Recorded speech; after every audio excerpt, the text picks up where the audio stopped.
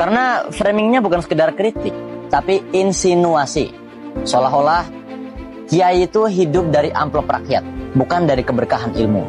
Padahal yang namanya presiden itu ya kaya raya, uangnya triliunan, sedangkan rakyatnya banyak yang miskin. Gak ada tuh yang rame bilang itu feodalisme politik. Padahal yang bertanggung jawab atas semua kemiskinan itu presiden, bukan kiai. Kiai itu gak punya APBN, gak ada anggaran dana bansos, gak duduk di kursi kabinet. Tapi yang diserang justru malah kiai. Lah, terus kalau kiai pakai sarung bagus, salah. Itu biasanya hadiah dari santrinya, bentuk rasa cinta dan penghormatan. Ya masa ngasih sarung ke gurunya yang ngajarin Quran cuma 25.000? Pasti ingin yang terbaik buat orang yang dianggap membawa mereka ke jalan ilmu. Dan kalau kiai pakai hadiah itu bukan gaya hidup mewah, tapi cara menghargai pemberian. Begitu pula dengan mobil, amplop, dan segala macam hadiah.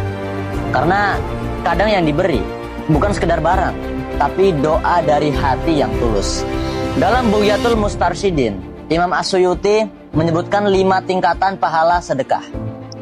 Dzakara As-Suyutiyu fi khumasihi anna thawaba shadaqati khamsatu anwa'in wahidatun bi'asyaratin wa hiya ala sahihil jismi wa wahidatun bitis'ina wa hiya 'alal a'ma wal mubtala wa wahidatun bitis'imiatin wa hiya 'ala dzi qarabatin muhtajin wa wahidatun bimi'ati alfin wa hiya 'alal abwaini wa wahidatun bitis'imiati alfin wa hiya 'ala alimin aw faqihin.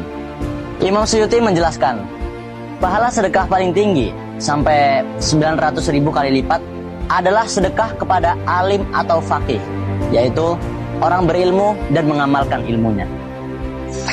Dari semua pembahasan tadi, kita belajar satu hal penting, bahwa tidak semua yang terlihat itu bisa langsung dihakimi. Karena di balik jalan jongkok ada adab, di balik amplop ada cinta, dan di balik pengabdian ada nilai yang tidak bisa diterjemahkan oleh kamera. Pesantren bukan tempat penindasan, tapi tempat pendidikan. Bukan ruang feodalisme, tapi ruang pembentukan karakter. Karena di pesantren, santri belajar bukan hanya mengaji, tapi juga mengabdi. Santri belajar bukan hanya menalar, tapi juga menghargai. Dan kalau jurnalisme modern tidak sanggup menangkap kedalaman itu, maka tugas kita sebagai santri, alumni, dan pecinta ilmu adalah meluruskan. Bukan dengan amarah, tapi dengan nalar. Bukan dengan makian, tapi dengan fakta. Pondok pesantren bukan musuh peradaban, justru pilar utama penjaga akhlak dan keutuhan bangsa. Jangan jadikan pesantren sasaran framing dan fitnah. Kami cinta kedamaian, tapi kami juga akan tegas jika kehormatan ulama kami dilecehkan. Terima kasih sudah menonton dan menalar bersama kami. Sampai jumpa di episode selanjutnya di Nalar Santri Amsilati.